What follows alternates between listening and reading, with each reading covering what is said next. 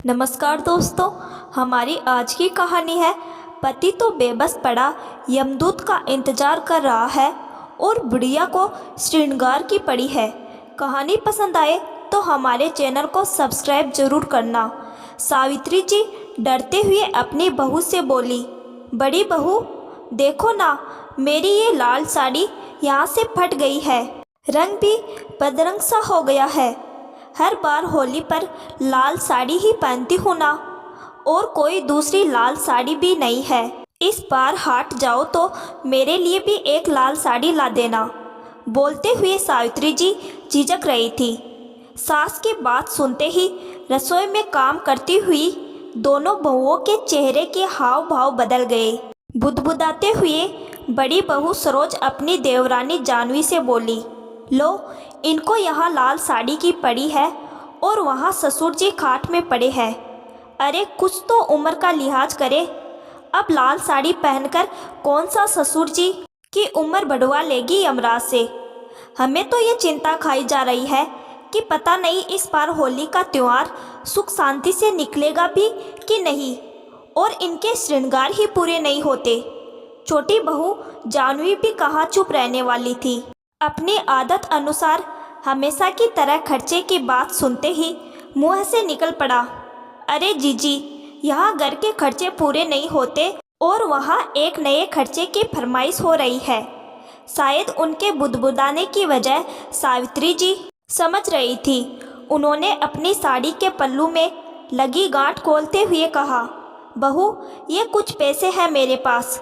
इस बार की बुढ़ापा पेंशन के आए थे, मेरे और तेरे ससुर जी के, कुछ बचा रखे हैं। तीखी नज़रों से बहुएं उनकी तरफ देखने लगी। ज़्यादा देर बहुओं के पास खड़ा होना मुश्किल लग रहा था, इसलिए जल्दी से पल्ले के सारे पैसे निकालकर वही रसोई में रखे मटके के पास रख दिए। दोनों बहुओं की त्योरियां कुछ और ज़्यादा ही चढ़ गई थी। बहुओं की बात सुनकर सावित्री जी का कलेजा जोरों से धड़कने लगा था, आंखें झलझला उठी थी। बहुओं का रोज रोज ऐसा बोलना उन्हें बहुत अखरता था। उन्हें पता था कि उनके पति बीमार है, पिछले 3 महीनों से खाट पर ही है, लेकिन वह है तो अभी सुहागन ही ना। जब तक सांस है तब तक आस है। पति की ऐसी अवस्था देखते देखते सावित्री जी भी केवल एक ढांचा बनकर रह गई थी। हर रोज भगवान से यही दुआ करती थी कि मेरी उम्र भी इनको लग जाए।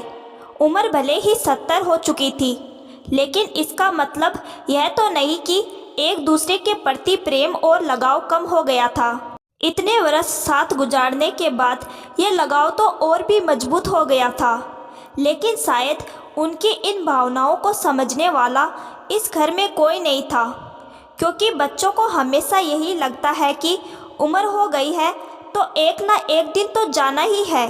मृत्यु तो शाश्वत सत्य है, ये सभी को पता है, लेकिन स्वीकारना सभी के लिए मुश्किल। फिर उस मोह का क्या करे जिसमें जन्म के साथ ही इंसान बंध जाता है। सावित्री जी के जाते ही सरोज ने आगे बढ़कर उनके रखे पैसे उठाए।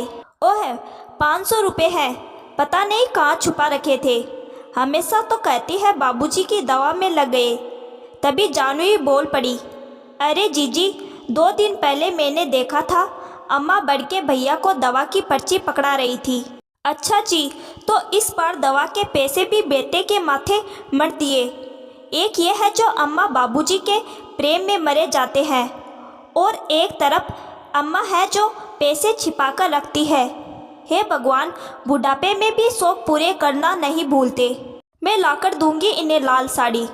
दांत पीसते हुए सरोज बोली। उधर होली को 2 दिन बचे थे, सारा सामान आ चुका था। सावित्री जी भी बाट में थी कि बहू साड़ी भी लाएगी, लेकिन उनकी साड़ी नहीं आई। दोबारा बोलने या कुछ पूछने की हिम्मत नहीं थी सावित्री जी की। अपनी वही पुरानी साड़ी निकालकर सुई धागा लेकर बैठ गई, लेकिन इस उम्र में आंखें भी साथ नहीं दे रही थी। बाबूजी भी अपनी पत्नी की बेबसी पर चुप थे। हाँ, आंखों से 2 बूंद लुढ़क कर तकिए पर जरूर गिर गई थी। आंगन में खेलती हुई अपनी पोती को आवाज़ देकर अपने पास बुलाया और सुई दिखाते हुए बोली, बिटिया जरा इसमें धागा डाल दे। पोती धागा डालकर वापस खेलने भाग गई। सावित्री जी ने कांपते हाथों से साड़ी सी ली और होली के दिन सुबह नहाकर वही साड़ी पहन ली और अपनी पति के सिराने बैठ गई। पूजा का वक्त हो चला था, लेकिन अम्मा अभी तक बैठी थी। बेटा आया। अम्मा चल पूजा हो रही है। अम्मा ओ अम्मा, लेकिन अम्मा नहीं बोली। अम्मा सुहागन ही विदा हो गई। बाबूजी की आंखें भी खुली की खुली ही फतरा गई।